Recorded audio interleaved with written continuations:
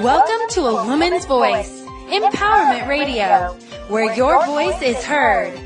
Featuring your host, Christy Lee Tritz, international best-selling author, inspirational speaker, and women's empowerment coach. Christy Lee supports women to no longer live in silence, to find their voices and to have those voices heard to create change. Christy Lee's guests will inspire you, empower you, and show you how to overcome obstacles in your life. Guests will be sharing their stories of survival, how they moved through addiction, going from fear to empowerment, and how they came from silence to sharing their voices and being heard. Christy Lee will also be showcasing professionals who will give you powerful tools to move from where you are to where you want to be. Get ready to be encouraged and inspired. And now, here is your host, Christy Lee Tritz. Hello, everyone. Welcome to the show and the first day of spring. I can't wait till we get to say it's the first day of summer and the sun is shining. Don't forget, today's quote is this: go after your dreams because there is no one else to chase them but you. Many of you who have been following A Woman's Voice Empowerment Radio know how much 2014 is a year of big dream building and change creation. A Woman's Voice Anthology project is now accepting applications to help you build your dream of sharing your story and voice with the world. Being a part of this project will help you not only share your voice, but if you are a business owner, coach, author, or a woman who depends on networks to thrive, it will provide you a platform in which you can gain credibility and visibility. This project is about you, your story. It is a community where you will find support, networking, knowledge building, and most of all, empowerment and inspiration. Get your application in today by visiting bit.ly/collabisfab. That's bit.ly/collabisfab. And today we're welcoming Brody Hyatt. Brody Hyatt is a personal trainer and has been spreading love in his own way as what some would refer to as an online life coach. He has been inspiring and helping people through the world of Facebook for about a year. He also gets out in his own community and personally helps those in need. Welcome to the show, Brody. Thank you. So how about we start at the beginning, and can you let me know a little bit about what you're doing right now? Awesome. Right now, I am a personal trainer / coach. I am a fitness manager at a gym. So daily, I go into work, inspire trainers to inspire their clients to live a healthy and active lifestyle. Mm-hmm. And so what are some of your goals? I know you have been doing a few things with the homeless in Ontario. Can you tell us a little bit about that? Yes. Ever since I was young, everybody in life, as I walked through life, through my journey, I always found an interest in homeless, talking to them, listening to their stories, sharing my own stories with them. I always found that they had a more loving soul, somebody that didn't have materialistic things. So over the last couple of years here, I was struggling through some different things and found that through my life experiences that I can give a lot back to the community with sharing stories from the homeless and doing different charity things through my gym and through Facebook and other social media outlets. So I started doing different charitable drives and clothing drives and going down to Toronto, Ontario, and giving stuff out to the homeless and sharing their stories and talking with them. My family kind of has helped me with this also. They come along sometimes with me and help me sort clothes and do different things like that. And then one thing kind of led to another from doing this and sharing these stories, and more people wanted to get involved. And this weekend, actually, a friend and I, he's another personal trainer. His name is Kyle. He's a professional fighter, mixed martial arts. He'll be coming with me, actually, and we'll be living on the streets in Toronto. So we're going to document that so we can get some stories and share with people some of the struggles that people have in our community, so people don't have these prejudgments on homeless, thinking that They're just lazy or unmotivated people when they went through things, and people need to see that these people need to be picked up in our community and they need to be loved and helped. For sure. So can you tell us a little bit about your own story? What led you to the journey of now helping homeless people and reaching out to the people in your area that are homeless? What in your story led you to that? Well, ever since I was young, I never really knew what I wanted to be. I always struggled with growing up, what society's about, what living is about. So I was always searching for that, always wondering, kind of soul searching, I would say. I traveled a lot across Canada. I've lived in almost every province. Started personal training when I was about 20 years old and getting into the fitness industry. So I was already in the industry to helping people, right? I was always out being active with people and doing different things to try to lift them up while struggling with my own addictions and my own problems of my own. So as I matured and as I found different things and learned different experiences over the last 10 years, and that kind of just fell into my lap what I wanted to do and with my life. And what it's becoming now is I really, really enjoy spending time with these people and helping them. Like, I came to the conclusion over the last 10 years that that's why I'm here. I'm here to help pick these people up, inspire them, share my story, and not only with fitness, but with everything to do with life. Yeah. So you mentioned that you had your own addiction. How has that addiction led you to have compassion for those living on the streets who may have come from a background or are struggling with that right now? With my own addiction growing up, it was all fun and stuff. Being a kid, it was just going out in high school and partying, and it was normal, right? Everybody did it in the circle that I hung out with. And then through traveling and seeing different people out doing the stuff that I was doing, I seen lots of different people suffering, people losing their jobs, houses through their addictions, people ending up in institutions or jails or pretty much any kind of institution. Just seeing the struggles, I've seen so many struggles that people are going through. Like I said, when I used to walk around different cities across Canada, I used to talk to a lot of homeless people too, and just hear their stories on how they got there, and the things that they went through, not just because of their addiction, but because of their upbringing and different things like that. So it just led me down to that road. I don't really know much more how to explain it. So it sounds to me like you've definitely taken what you've learned through your life experience and are now applying that into helping other people. That's correct. So tell me about your plans for this weekend. Do you have any idea kind of what you're looking to help that community express so that you can share that with the world?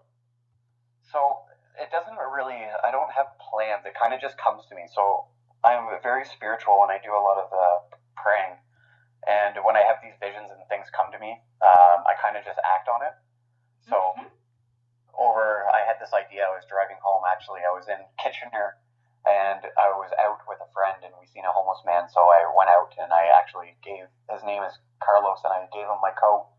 And we were hanging out with Carlos, and he was sharing some stories about how he lost his job with Kyle and I, and how he ended up on the street. He actually keeps losing jobs because he likes to spread the word of Jesus Christ. So obviously in society, you can't be doing that in the workplace daily. So he's a very, very awesome man, but he keeps losing his job because of this, and he's not going to stop doing what he does. So we're actually going to take, on my way home, I had this idea to take Carlos and take him to a bigger city and let him do what he likes to do, which is spread the word of God. So we're going to take Carlos and a bunch of Bibles and all the clothes and stuff that we donated, and we're going to walk around the streets. Carlos is more familiar with the streets than we are, so he's going to take us and share his life and what he's been through the last 3 to 4 years as he lost his family and how he got into the situation. So to tell you the truth, it's never really planned. It just comes and it just happens. Sometimes that's better though, right? Because then it's all full of inspiration. That's all it is. It just comes from the heart. It comes from my prayers. It comes from what I hear from God, and then we just act on it. Yeah. So sorry, go ahead. No, that's okay. Can you tell us a little bit about your experience thus far with some of the stories that you've encountered? So the first, we went, I think it was 3 weeks ago, I did a clothing drive, which was another thing. It happened very fast. I gathered the clothes within a week, and I asked my father if he would take me to Toronto, and we didn't have a plan. We just drove around until we found people. So we ended up finding one of the biggest shelters we went to, and we went into the shelter, and they actually wouldn't. We had a van full of clothes, tons of clothes, coffee and food and other stuff that my family helped me get. And we went into the shelter, and they actually wouldn't let us donate the clothes. So I guess you had to make some kind of an appointment to do that. So we ended up setting kind of like a shop out of the shelter, and we handed out coffee and talked to the homeless and heard some different stories from them. There was one gentleman that I actually still think about. I don't remember his name, but he was in a wheelchair, and he was crying. He had no clothes, pretty much. All the clothes he did have kept getting stolen from him. He had no family. They all passed away, and basically it was just him left, and he was pretty much paralyzed and had no money. And this is just some of the things you hear. It's just, they're really heartbreaking stories. That things just happen in life, and that's what people need to know when they walk by these people, that they don't just, nobody chooses to live on the street. It's not because a lot of them are lazy. It's things happen in life that break us down, and these people need people to go out and love them and bring them back up, because eventually you get to a point that you're stuck in this circle. You have a guy and I were talking the other day, because he didn't agree with what I was doing with helping homeless. He said, well, why don't they get a job? Why don't they go work at McDonald's or Tim Hortons? They're always hiring. It's because a lot of these people don't have IDs and they don't have addresses. So how can you do that when you're stuck in the circle, right? Even with all the government help that we have in Canada, with all the financial need, there's just an overwhelming amount of homeless in Canada. I think there's around 300,000 right now in the different cities, and that probably isn't even close to the number that is in the United States. But just in Canada alone, 300,000 people are struggling out on the street. So there needs to be more programs, and there needs to be more things to help these people get them up off their feet. But the only way we can do that is by people inspiring and people sharing these stories and doing different things out in our community. Other than that, then it's just people forgotten, right? Yeah, exactly. I remember when I took a trip to Florida, it was my very first trip kind of away from home alone, and we were sitting in a cab, and everywhere you looked, there was a homeless person on the corner. And I turned to the girl beside me, and I said, like, where we live, it's so cold here. And yes, we see them sometimes if you go to particular parts of the city, but it was nothing like I saw there. And it was very difficult to see that, because you want to help, and you know that they have a story far beyond what that sign is saying. And I think that's the most important thing is we need to realize that they have a story just like us. Theirs has a different journey that they've been taking. That doesn't make them any less than you, and it doesn't make them any less capable of like you said, like having a job. Because sometimes it's not because they can't have a job, it's because they have no address, or they have no resume, or they have no clothes for a job. Yeah, exactly. That's all the different things they have. So that's another thing we do. We try to get suits, and we try to get different things so they can get jobs.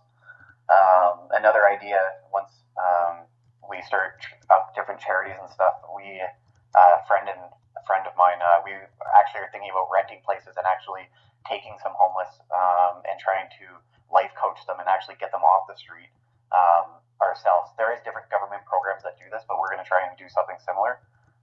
And see if we can even if we can help one or two or three, that's better than none. The most joy, to tell you, in my whole entire life I've ever felt is going out and doing this stuff. I can't even even explain the feeling that it gives me to go out and help these people and help other people with fitness, with anything. It could be addiction, being homeless, anybody that's in a struggling situation. And I think that's what a society needs to do in a whole, because we've turned into a very selfish world, right?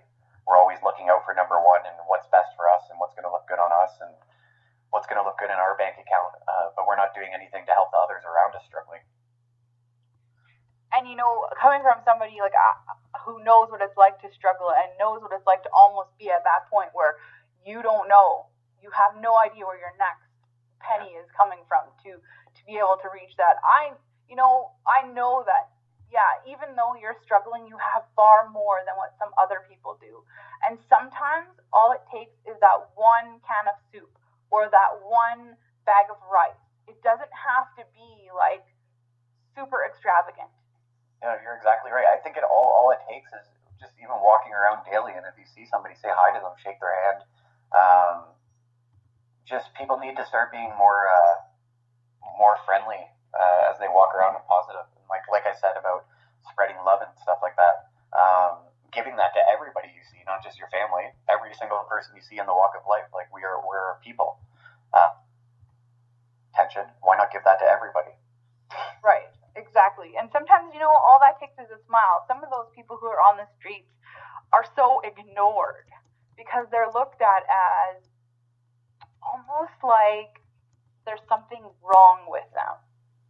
And, you know, I see a lot of times where people will just like completely walk past them. They won't even look at them. They just look down at the ground. Yeah, they look down at the ground because they,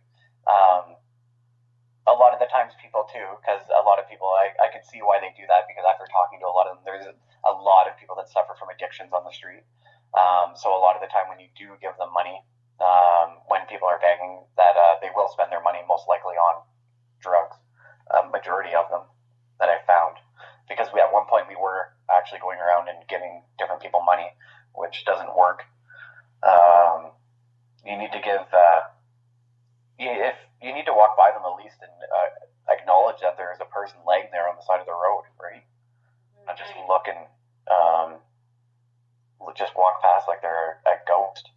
Well, actually, when we were in Toronto, the first place we went to a couple of weeks ago, people were shocked at this shelter. The one guy actually, I'll never forget him. He said, I have a picture of him actually. He said they should put a plaque of me up on the wall. He said this.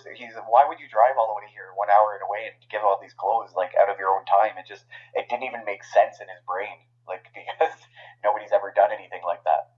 Like the shelters, yeah, they do what they can do, but there's not even enough people in the shelters, enough volunteers, right? So well, and also sometimes there's not even enough room in the shelters. Oh, yeah, you're right. Enough room too. And you know, those people are they're just like us. They're people that were created, you know, and their journey has taken them onto a different path. And I think it's really important that we take the time to do what we can. And like you said, even if that's giving a cup of coffee or, you know, like clothing or talking to them and really listening to them. I think that's a really key thing is listening to what they have to say, because I think so many people kind of sort of don't take the time to do that and really listen to what they're going through, what their struggle is like, and validating them as a person that way. No, I totally agree with that. I think collectively, as a whole society, we all need to change one by one and almost all be reprogrammed on how society has raised us and brought us up with people and with money and all sorts of things. And I think by doing this and doing different things, what I've noticed through my own self, I've been changing people slowly that are coming around me into better people. Giving them a different insight on what life's actually really about. Because when I go around and I give out my $600, actually I put in, there was a thing I put on my Facebook, a letter I got from a gentleman the other day about, because I gave away my $600 jacket to a homeless guy. It wasn't so much about the money. It was about that we need to start not focusing so much on ourselves. And like at the time when I bought that jacket, it was about myself, right? But we need to stop that, and we need to go out, and we need to do stuff for other people. Like that jacket, I could have probably bought $600 in blankets for freezing cold people outside. Nowadays, that would make me a lot more happy than that jacket ever would. Right. So, what are some things that that you can give our listeners advice on when it comes to, like, you know, the homeless? What are some areas where they are in the most need? From what you've seen. Well, they're everywhere, right? The most things homeless need, like this week when we go to Toronto, is they need, obviously, love and respect, but what they really need is clothes in the winter. So I don't even know what the number is, how many have died this year, just freezing on the streets, because the shelters don't have enough room. People can't get to them fast enough. But like what I like to try to do is go around now and get as many coats as I can get, to give to these people. Socks, their feet are freezing, which I'll probably find out this weekend when I go and live on the street, because I won't bring much stuff with me also. Anything to do with the winter clothes, like in the summer, obviously, a lot of people die from dehydration, so they need water, right? So I do also know that you're going to be planning on coming out with your own company, B. Benjamin Clothes. Is that correct? That's correct. So that's a registered company that I started. Benjamin's my middle name. Brody's my first, obviously. And the company logo is going to be kind of like a double B, one frontwards and one backwards for the old me, and the new B is going to be kind of for the new change in my life and the different things that I'm doing. The company's kind of going to be about spreading love in the communities, and different charity events that I'm going to be doing, like spread love campaigns, spread love, different things in schools and charity events, to raise different money for different events. It could be for anything: homeless, addiction, different things that our communities need. And the clothing kind of will share that on it. And how are you going to utilize the clothes to be able to continue the process of the journey that you're going on at this point in time? So I'm actually shooting back ideas right now with I got my website up already, with a different friend about the different clothes that we're going to have, because a part of the clothes is going to be charitable, so that we can bring money in to start these different events. Okay. So that's kind of how the clothes will help. There will be a different fitness line also at one point, where we can have different stuff in the different gyms across Canada. So I also know that you were doing some projects in Haiti, or are working towards some projects in Haiti. Can you tell us a little bit more about that? Yes. So in October, which was the plan, we'll see if it all works out with work and stuff. But I met a man that at this gym that I work at that went over to Haiti and built some orphanages. As a kid, this has always been a dream of mine. Also to travel, not to travel for my own pleasure, but to travel and build different things in different third world countries. Because like I told you a little bit, when I was growing up, I was struggling about money and different things, what it's about to live, what makes us human and stuff like that. So I always wanted to go experience what it's like to live in a third world country, to live somewhere where you're just fighting to live, where it's not about your house, your car, kind of like how it is in North America. I wanted to go experience that. So right now I have the opportunity where I can go. So I was getting donations for it, but then I decided not to do that, and I decided that I'm going to raise my own money, so work for my own money, so it's more closer to my heart, and I'm going to go over there and for a couple of weeks and build an orphanage and meet some different kids over in Haiti or another third world country. That when I was thinking about doing that, actually, that's kind of, I was getting people emailing me and stuff and saying, why don't you help out in your community? So that's kind of where I started helping out a lot more in the communities here, because they had a point. Why not help in your own community first, right? Which is right. A lot of people, they see that there's the need out there, because I think it's more publicized. Yeah. On the news, like for example, if they have like a hurricane or something, you totally see that. But the people that are in our own backyard are sort of, some of them are out on the street, but some of them, they still struggle even though they have a roof over their head. And there's lots of kids who go to school without even having breakfast and don't know if they're going to be able to have shoes for gym class. Yep. And I think that we really need to open our eyes to see that it's not just out on the street. It's all around us. Well, it's all around us, and you're exactly right.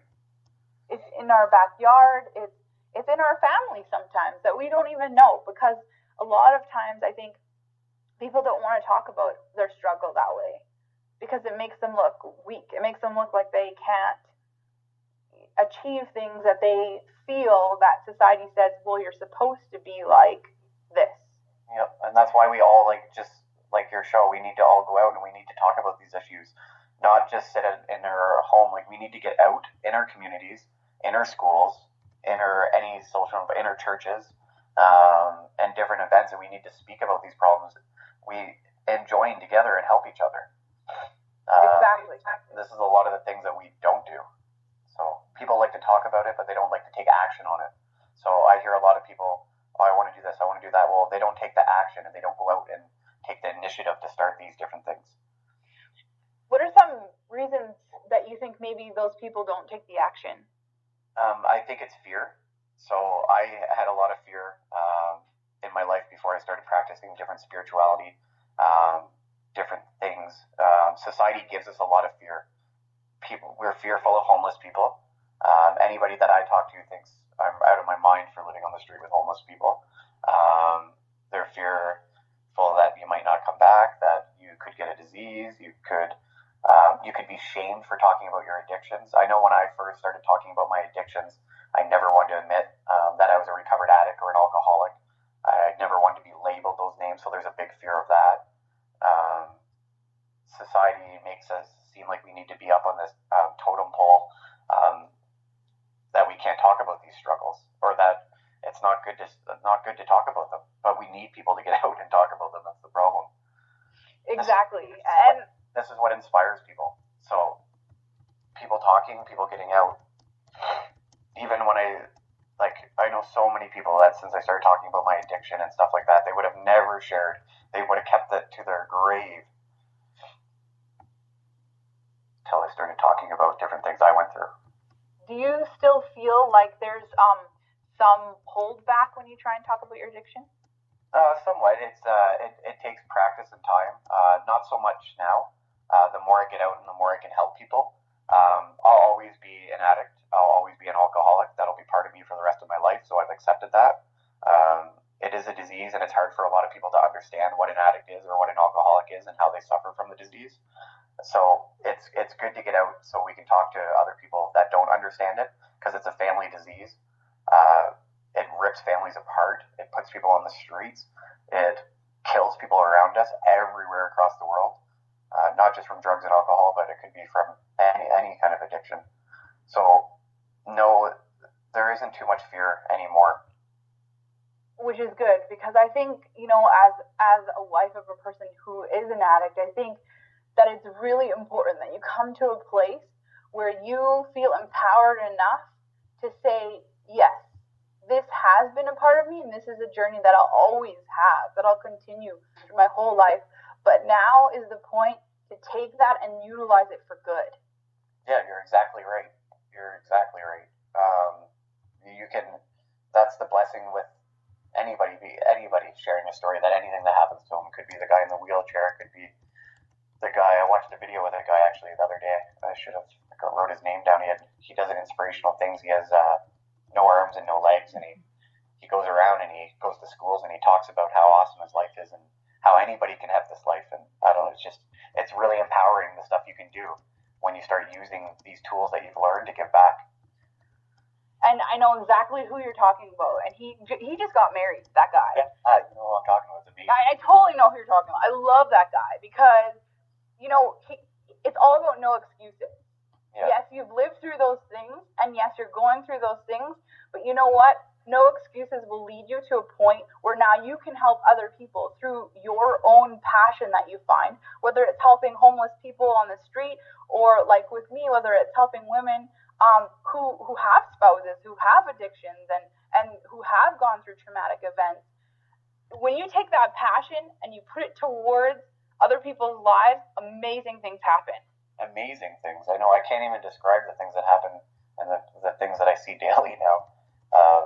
And it took I'm 29 years old, so it took 29 years of mistakes and soul searching to finally find what my purpose is. So that's the most amazing thing about life is how we grow into the man that we're going to be or the woman we're going to be, is all these steps that lead us there, right? Exactly. And I think too, like your story is very powerful from the point of you have your family support now, but there are still people who say, "What are you doing? You're crazy." And if you think about, Thomas Edison or any of those people, the Wright brothers, what are you doing? You're crazy. We can't fly. You can't make a light bulb. And can you imagine if they had said, you're right. You're right. I know. I honestly have a vision in my head, and when I get one vision in my head, I don't stop. So with doing what I'm doing right now, I have zero fear that gets in my way. I get up and I do what I need to do to share people's stories, and just like those people you just said, they never gave up, right? Yeah. Do you find that now that you have found your passion, your life has transformed from the inside out? Oh, my life's, yes, it's so transformed. When I go to work, it's not really like I'm working. Anything that I do in life, I find that I have so much self-worth for myself now. When I wake up in the morning, that it's hard for me to not feel happy. I feel pretty full of love and happiness at all times. I do find, like anybody, you get in your ruts and you get down, but you can come out of it a lot quicker because you know what your mission is and you know what your journey is and what you're supposed to do. So, yeah, totally. So for some people who are just starting that journey, maybe they're coming out of addiction or maybe they're just coming out of a hard life, what are some pointers you can give them about, finding that passion and figuring out what that is and what that flame is that's just flickering a little bit within you to make it into a raging fire? I think it's different for everybody, though. Like, it took me to hit a rock bottom to kind of find for that light to just shine, right? I think people need to keep keeping strong. It's hard, even with some of the people I talk to, because you get to a point. Because I remember a couple years ago, or maybe 3 years ago, when people would talk to me, it's just I wasn't ready for that, like ready for what I was going to do. So for those people, they just need to keep strong. They need to keep going away, and I think that passion will just come to you at some point.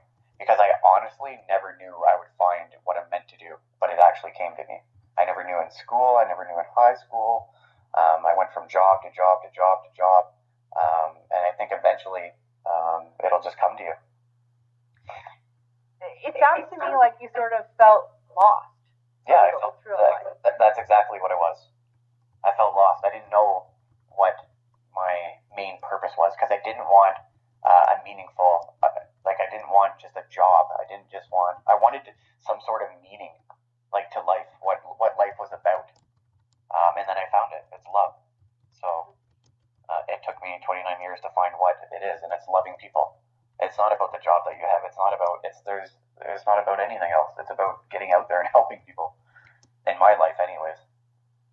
And you know what? You're pretty lucky because you're still young, and a lot of people are like probably listening to the show. They could be like in their 30s, 40s, 50s, but I think the main point is it doesn't matter when you start as long as you start.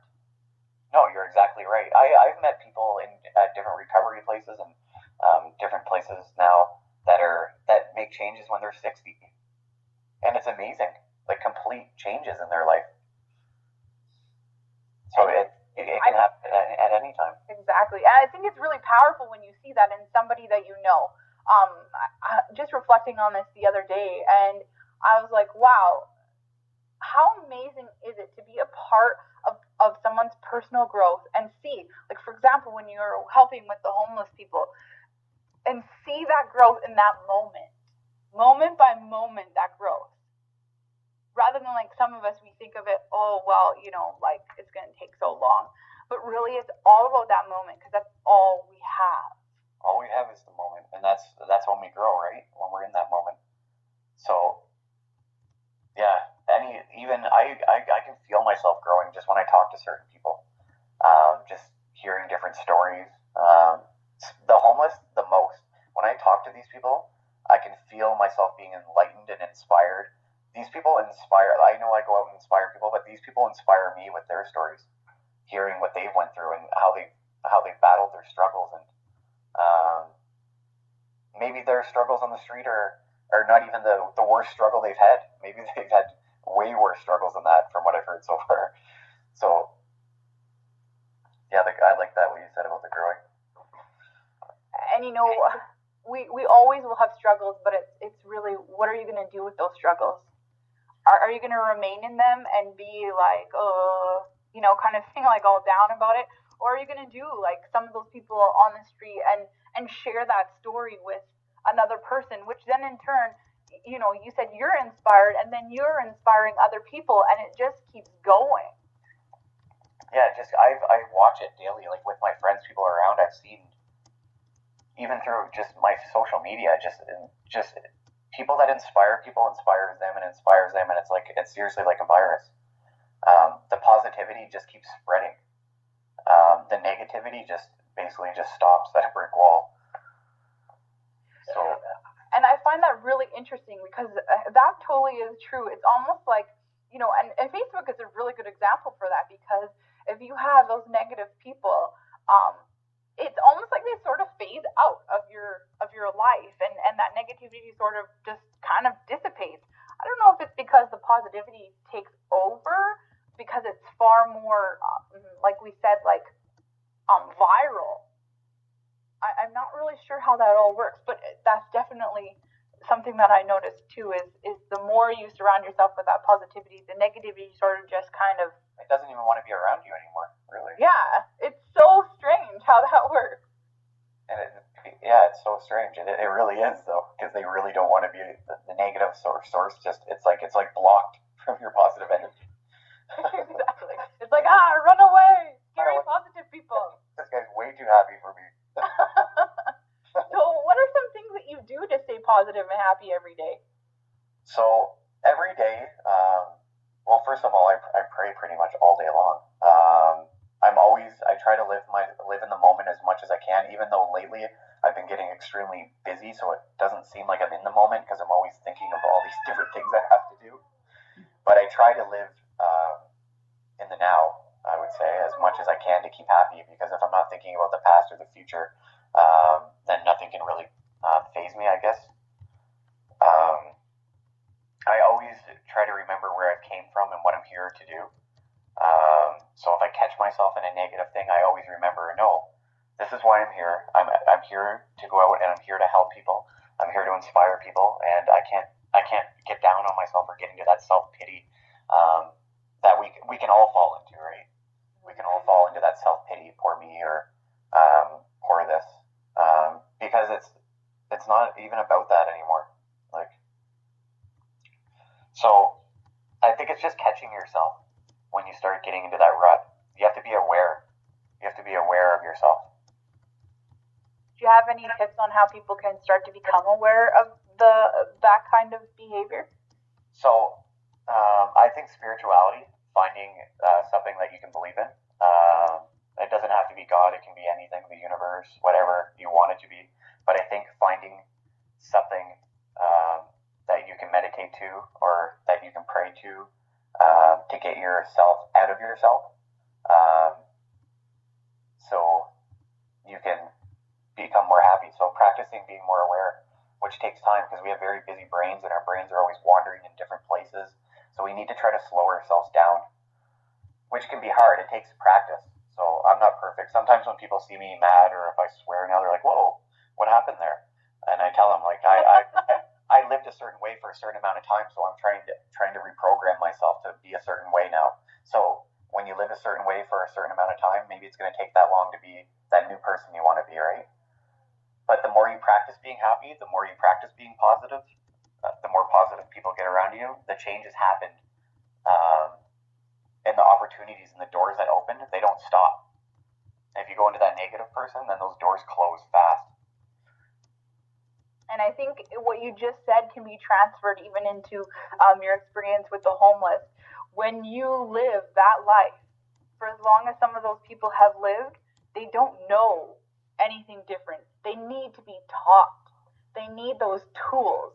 They need those people as a support system to say, hey, you know what? There's something different. There's something that can be different here. Yeah, there's something that can be done. I was talking to a guy the other day, that another homeless guy that is becoming a fighter now, which is kind of a cool story.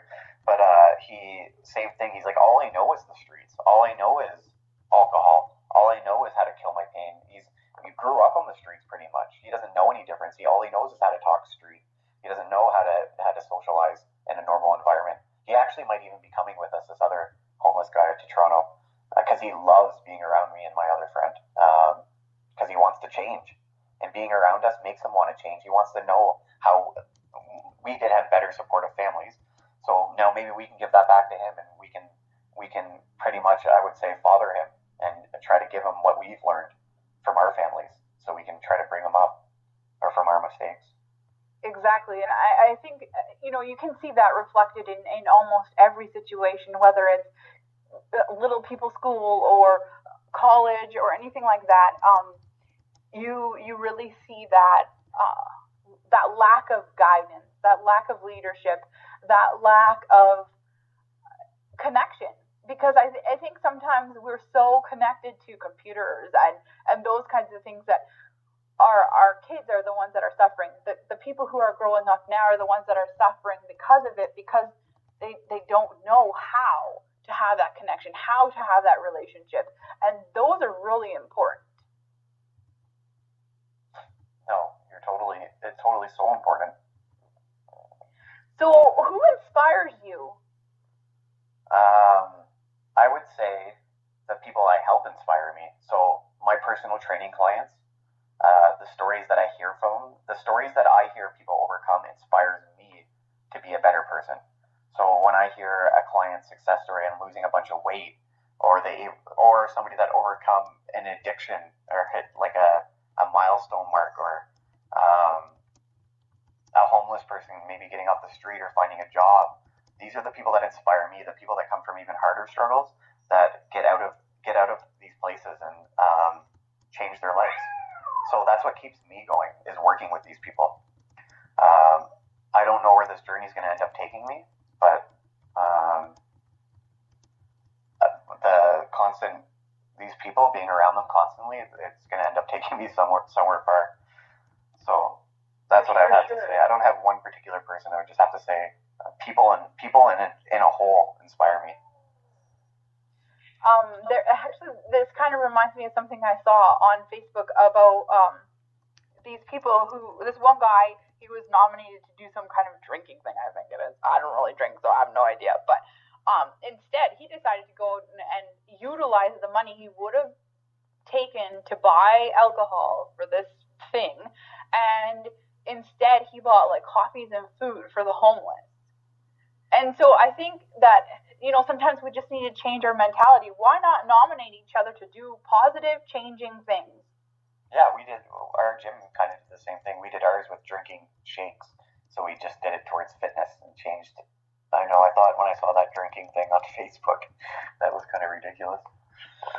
And now it's like posting a picture with no makeup, those kinds of things, yeah. which I honestly think that if we could band together like that for something like homelessness or addiction or any of those kinds of things, think of the amount of change you could create. Oh, that's what I think. You're exactly right. And I think people come up to me and they say, Brody, how are you so amazing? Like, the things that you do, you're an amazing person. No, you can be this amazing person. You can be. It's not Brody, come out with me. Come out. You can make change. You can do these things. And that's what I think about me doing this, is that people around, it can slowly change them and wonder, like, how can he inspire people? That's what we need to do. You're exactly right, like what you're talking about. the future, what are some things that you would like to accomplish? I know you said you kind of sort of just go on the fly and stuff, but I do hear at the same time that you really have a vision for what you want for the future. What are some of those things that are in your vision for the future? So my vision would be, first of all, in health and fitness, to get people as a whole back into a general healthy lifestyle through diet, nutrition, and food. So I try to do that daily. My big thing, kind of right now, like as we talked about, is with the homeless. So and people with addictions. At some point in my life, I would like to own a dry living sober house. Also traveling to do these orphanages. At some point, I would like to own my own charity to take donations to build orphanages. It's around $20,000 to build an orphanage. So at one point, after I go visit some other countries, I'm sure I'll think of some ideas after I see what the root of the problem is, because I'm still learning about these other countries also, right? Mm-hmm. And then something to do with the homeless, trying to life coach them. I really want to start getting more into the life coaching stuff and talking to these people one-on-one, not for money, but just for free of charge, some kind of charity thing that I can do to bring these people in and coach them, so we can try to get them jobs and get them off the street. I know you can't help them all, but like I said, helping one or two or three or a dozen is better than none. Exactly. And taking that step towards helping that one is so important, because I think a lot of times, like you said, fear holds you back, and most of the times that's what's holding us back. It's not that we can't do it. It's that we're choosing not to do it because the fear is taking over. You're exactly right. The fear blocks us from everything, or goals, or success, or relationships, or almost everything in life. But we have to break those walls down. Yeah, and that's something that, is kind of a lifetime thing. That's something that a lot of us have grown up with. It's something that may have been instilled in us when we were a child. If, like, for example, a rape or a sexual assault happened, or those kinds of things. And then a lot of times you don't even realize that it's there. And when you come to the realization that fear comes from something that occurred, something that someone told you, something that you took on to yourself, and you're able to work through that, the other side of it is so spectacular. You're exactly right. But there's no word to describe even what it's like.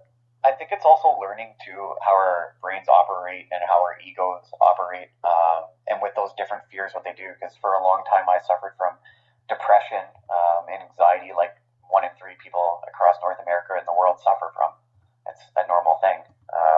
But it's because without living in the moment, and when we're thinking so fast, or we're always being brought back to those places we don't want to be, a traumatic event, a breakup, a loss of a job, some kind of resentment. Our egos are always trying to bring us back to those painful places to make us relive those. So it takes practice, which I practice it daily now, which helps my anxiety and depression, is trying to live just right now in the present, like we talked about, just in the now. Which isn't, I wouldn't say it's easy, that's for sure. It takes time, it takes meditation or prayer. No, it's definitely not easy. If you've ever read the book, The Talent Code, that is an amazing book that shows you how our brains work when we want to teach them something.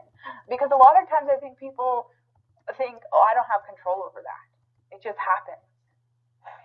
But the reality is you get to think. You get to make choices. Yeah, we get to feel our own pain. So we're in charge of our own emotions. You can choose to feel sad and lonely, or you can choose to feel happy and inspired. You get to feel how, or somebody breaks up with you, or you lose a job. You can live in that, and you can feel that sad and hate, or you can choose to feel great. So, but that takes practicing with those feelings too, right? We have a choice. And I think also, like, having a really good support system around you, even if that's one person, like a coach, who you can go to, and you know that they're a safe environment where you can be free with the words that you need to say and feel like you're not judged. Because a lot of times I think people don't feel like they're really listened to, and they feel afraid that, well, if I say that, are they going to think this about me? Or if I share that, are they going to, and I think it's really important to, number one, find someone who will listen to you for who you are. And number two, don't hold anything back, because the more you hold back, the more you contain yourself in a prison. No, you're so right. And that, even with myself, that took time without holding back and just talking about yourself. A lot of people want to hold that all in. I get people that message me, actually hundreds of people now that message me because they trust listening to me. I can't even get back to all the messages. But they message me because they trust me, because they know I'll listen to them as a person. I think the best advice I can give anybody that's listening that needs a support system or needs to find somebody that they can trust is they need to, depending on what the issue, they need to find a fellowship of people. Maybe it doesn't have to be religion, but a church is a good place. If they're going through addiction, finding a recovery group, which you could find a lot of trusting people. For teenagers, there's a lot of different teen groups and different things that they can go to. But finding that support system, that's what, like you said, you need a support system if you're going through anything. And you also need that support system as you're on your journey with your passion, because that support system helps you catapult that passion forward. That support system is sending you coats. That support system is sending you toothbrushes. That support system is there and is in place so that you can have a solid foundation. Yeah, you're exactly right. Like for myself, I go to different churches. I go to different recovery groups. I go to anything that is going to help me and get me around supportive, loving people. I soak that up. I go out and search for that in our communities now. Anywhere I go, doesn't matter what community I am, that's the first place I'll go now, is to find a support group of friends and new people I can meet. Mm-hmm. So I would like to, before we have to end the show, make sure that you can get your links out there. So if you could tell our listeners where they can find you and how they can connect with you. Sure. Anybody that's listening can always connect to me on any of my social media accounts, which is Brody Haight, BRODY Haight, HAIGHT, or my modeling fan page, which is Brody Benjamin, BENJAMIN. They can add me both on there, and I usually can get back to different messages and stuff if people want to talk about any problems that they have on those two accounts. And so, as a personal trainer, I'd like to ask you if you can leave a few last words for women who feel like they're stuck in their health, where they are in their health. If you can give them a few last words and how they can utilize their voice through overcoming some of that. Overcoming their health? Mm-hmm. Like taking the step forward and, coming out of a place where a lot of women may feel like, oh, I'm not worth too much. Or, like I'm sure you've probably seen the women come into your gym and be like, oh, I don't know if I can do this. So I think first getting out there and finding that trainer that can be there to support, because when you first take into that journey, it's nerve-wracking. You're coming out of yourself. You're doing different things. You might be a little insecure, down. So finding that supportive person that you could have, I always recommend somebody that's going into a gym to start with a personal trainer, and don't try to start the journey on your own. I tell this to people daily that your first wealth is your health. So invest in yourself if it's in your budget. Try to invest a little bit in yourself and put your health first, because if you don't have your health, you don't have much else in the end, right? You won't be able to go to work. You won't be able to do the things you want to do if you don't have your body to get you there. And then different nutrition and different things like that. If anybody needs information on that, also they can contact me through those accounts, and I can coach on nutrition and things like that. I do. Do you have online coaching at all? Yeah, I do online coaching and speak with different people. doing it a lot through my phone, but now that I can use this Skype, I can do online coaching through there also. And leave us with one last thought about how we as a society can help those around us who are in need. I think the first thing we can do is change the way that we look at love, and not just loving the people that are close around us in our family. So I think as a society, like my motto is with my company, Spread Love, is get out there and start doing random acts of kindness. I know myself, I message at least 10 to 12 people a day, telling them that I love them and telling them that I care about them and that I'm their friend, or even if they're not that close to me, I'll write somebody a message and tell them that I'm thinking about them. So I just think doing different things